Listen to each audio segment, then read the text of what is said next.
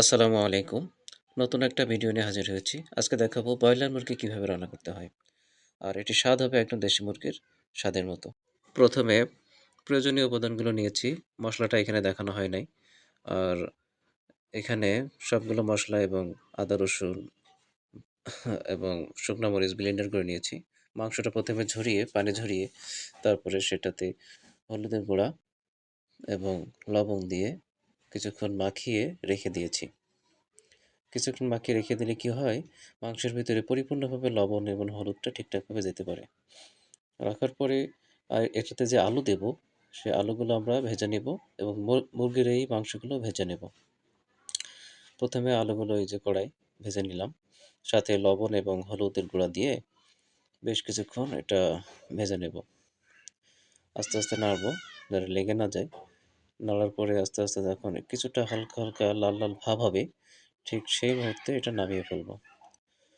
দেখতেই পাচ্ছেন আস্তে, আস্তে লাল হয়ে যাচ্ছে। তারপর এটা নামিয়ে রাখছি। নামিয়ে রাখার পরে এরপরে আমরা যে মাংসটা রাখছিলাম, সেই মাংসটা ভেজে নেব কিছুক্ষণ। এটা বেশি ভাজবো না, এটা হালকা, হালকা ভেজে নেব। বেশি ভাজলে মাংসটা শক্ত হয়ে যাবে এবং ওর ভিতরে প্রয়োজনীয় উপাদান ঢুকবে না। মাংসটা ভেজে নেব, ভেজে নেওয়ার পরে এটা আলাদাভাবে নামিয়ে রেখে দেব।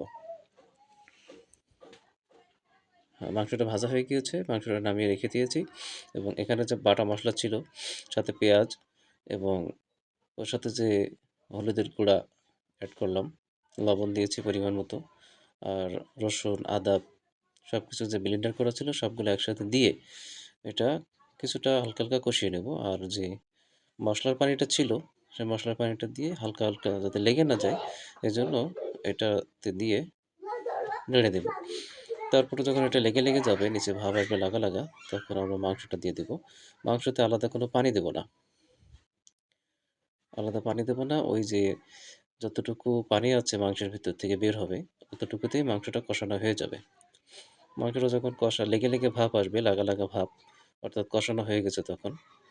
যখন লেগে যাবে ওই মুহূর্তে মাংসতে পানি এড করে দেব। এখনও পানি এড করার সময় হয় নাই, এখনও লাগে নাই। আস্তে, আস্তে পানি এড করব। হ্যাঁ, এই যে এখন সময় আসছে, আমরা এখন পানি দিয়ে দেব।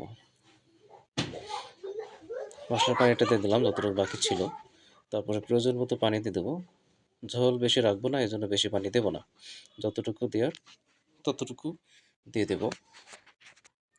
হ্যাঁ, এতটুকু পানি দিয়েছি, আর দেব না।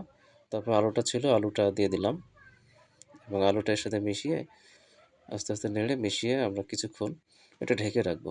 কিছুক্ষণ ঢেকে রাখার পর আমরা মাংসটা নামিয়ে নেব। এটা খেতে আসলে খুব স্বাদ হয়েছিল। আপনারাও ট্রাই করবেন।